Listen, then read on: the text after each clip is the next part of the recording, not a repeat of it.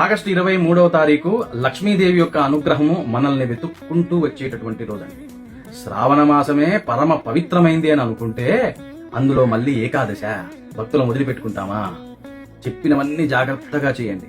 జరగనిదంటూ ఏదీ ఉండదు. మొట్టమొదటిది ఏంటంటే స్వామివారి యొక్క దేవాలయంలో, వెంకటేశ్వర స్వామి యొక్క దేవాలయంలో తులసిమాల సమర్పణ చేయండి. అప్పులు తగ్గుతాయి, ధనయోగం కలుగుతుంది. వివాహాలు జరగాలనుకుంటారు, లక్ష్మీనారాయణ అష్టకం పారాయణ చేయండి. చాలా ఆలస్యం అయిపోతుందండి వివాహం, మాకు కుదిరితే వాళ్ళకు కుదరట్లే సంబంధం అంటారు. లక్ష్మీనారాయణ అష్టకం 9 సార్లు పారాయణ చేయండి. మేము చేయలేమండి అంటారు. అలాంటి వాళ్ళు ఈ మంత్రం జపం చేయండి. ఓం శ్రీ లక్ష్మీనారాయణ స్వామినే నమః. వెంకటేశ్వర స్వామి గుడికి వెళ్ళండి, అక్కడ గోవిందనామాల పారాయణ చేయండి. శని సంబంధమైన దోషాలన్నీ కూడా పోతాయి. అద్భుతమైనటువంటి రోజు ఆదివారంతో వస్తున్న ఏకాదశి శ్రావణ మాసం వదిలిపెట్టుకోవటాన ఆ విధంగా చేయండి.